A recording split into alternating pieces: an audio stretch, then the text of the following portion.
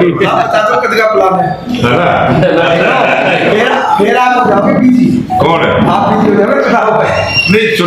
चुनाव में बिजी होना कोई बड़ी बात नहीं है। और हम तो एक चुनाव से फ्री होते हैं, दूसरे चुनाव में लग जाते हैं। और हमें तो चुनाव में बिजी रहते रहते काम करने की आदत है। और मैं चुनाव के समय में ही कल आस्था की डुबकी लगा के आया हूँ और पत्रकार भाई के साथ भी लगाए कुछ ना बढ़िया। आज देश में प्रयागराज महाकुंभ जो चला हुआ है और कुंभ के इस प्रयागराज के स्नान के अवसर पर हरियाणा के लोकप्रिय मुख्यमंत्री नायब सिंह सैनी, उनका परिवार, मैं स्वयं, मेरा परिवार, हम कल गंगा, यमुना और सरस्वती का जो संगम है, जहां अमृत जल की धारा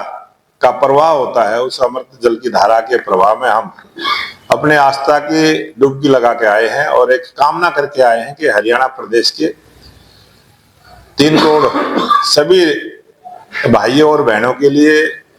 गंगा मैया का आशीर्वाद मिले, उनके घर में सुख शांति हो। और जिस आस्था के साथ सनातन धर्म को मानने वाले लोग आस्था की डुबकी लगाते हैं, मैंने वहां पर सभी धर्म को लोगों को आस्था की डुबकी लगाते हुए देखा है। और कुंभ में अगर आप जाएंगे तो वहां सभी धर्मों के लोग गंगा, यमुना और सरस्वती के उस संगम पर, उस अमृत जल की धारा में अपनी आस्था की डुबकी लगा के आते हैं। माँ गंगा, यमुना और सरस्वती से कामना करके आते हैं कि उनके घरों में सुख समृद्धि रहे, देश में सुख शांति रहे और देश तीव्र गति के साथ विकास के रास्ते पर आगे बढ़े और ये देश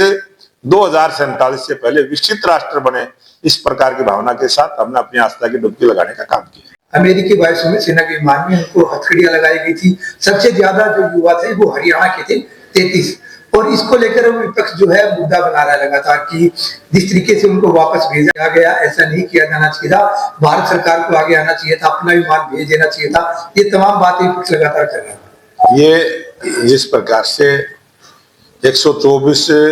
भारतीय नागरिक, जो भारत का नागरिक है, वो हमारे लिए, हमारे देश के प्रधानमंत्री नरेंद्र मोदी जी ने अनेक बार ऐसा कहा है कि जनता जनार्दन है, हम भगवान के रूप में अपनी जनता को मानते हैं। और जो भी हमारे देश के नागरिक हैं वो सम्मानित नागरिक हैं और वो किसी कारण से जैसे भी वो गए उस ज्यादा विषय में ना जाते हुए वो जिस भावना के साथ गए थे, वहां काम के लिए गए थे। और हरियाणा सरकार ने भी और भारत सरकार ने भी अपने देश के युवाओं के लिए नए रोजगार के अवसर के लिए बहुत सारी हमने योजनाएं बनाई हैं। और ये जो बच्चे बाहर से आए हैं, इन बच्चों के साथ हमारी भारत सरकार भी और हमारी हरियाणा सरकार भी, 33 बच्चे आए हैं। उन 33 बच्चों के सभी परिवारों को मैंने बहुत बहुत बधाई भी दी है, शुभकामना भी दी है कि वो कुशल सही सलामत अपने घर पर वापसी हुई है। और वो हरियाणा सरकार और भारत सरकार दोनों भारत के प्रत्येक नागरिक की रक्षा, सुरक्षा, सम्मान, उनके लिए काम, हर प्रकार से अच्छा जीवन जिए, इस बात की चिंता हमारे देश के लोकप्रिय प्रधानमंत्री नरेंद्र मोदी जी करते हैं। हमारी सरकार भी करेगी, हमारी पार्टी भी करेगी। और मुझे पूरा विश्वास है कि आने वाले समय में आप देखेंगे बहुत बढ़िया ढंग के साथ हम जो बच्चे बाहर जाना चाहते हैं उनको एक लीगली सिस्टम के साथ जोड़ते हुए, जागरूकता के साथ जागरूक करते हुए ऐसी एक व्यवस्था खड़ी करने का काम करेंगे। और आने वाले समय में इस प्रकार की घटनाएं ना हो, इसकी चिंता हमारी सरकार भी करेगी। और हमारे देश में भी बहुत सारे ऐसे नागरिक जो अवैध रूप से घुस जाते हैं, ऐसे हमारे देश में भी बहुत सारे हैं। और इस प्रकार के कदम हमारी सरकार ने भी उठाने की मुझे पूरा विश्वास है कि जरूर इसकी चिंता हम करेंगे। और कोई भी इस प्रकार से दूसरे देश का दूसरे देश में जाके रहता है, उस देश को पूरा अधिकार रहता है इन सब चीजों की कार्रवाई करने के लिए।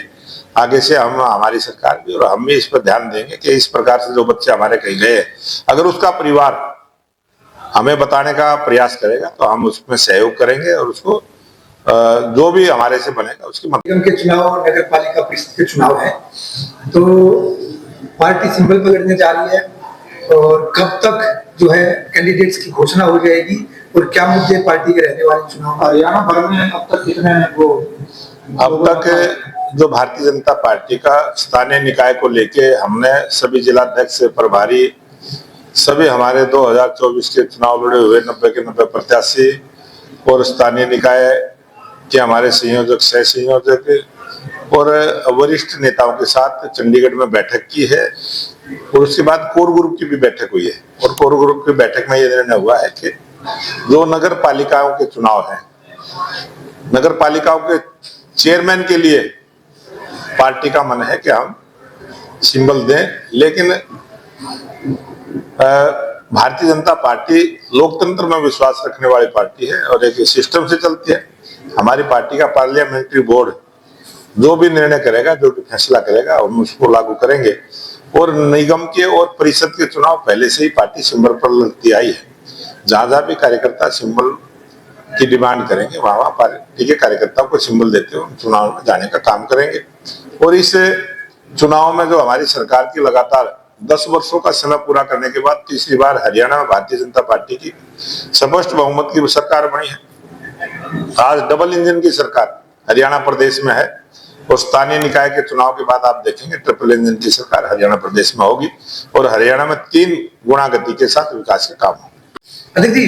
दिल्ली के अंदर वोटिंग हो चुकी है और कल रिजल्ट आना है, तो आपने लंबा समय लगाया दिल्ली चुनाव में, तो क्या लगता है क्या रहने वाला है? अब की बात दिल्ली का जो 2025 का विधानसभा का चुनाव और जिस प्रकार के उसमें मुद्दे रहे और जो केजरीवाल जी ने जो आरोप हरियाणा के मुख्यमंत्री पर और हरियाणा पर लगाया, मुझे पूरा विश्वास है उस पूरे चुनाव में, दिल्ली के चुनाव में, दिल्ली की जनता में भी और जो हरियाणा की मिट्टी से जुड़े हुए लोग हैं, जिन्होंने हरियाणा के स्वभाव को देखा है, हरियाणा की भावनाओं का सम्मान दिल्ली की जनता ने, मुझे लगता है इस 5 तारीख को जो वोटिंग हुई है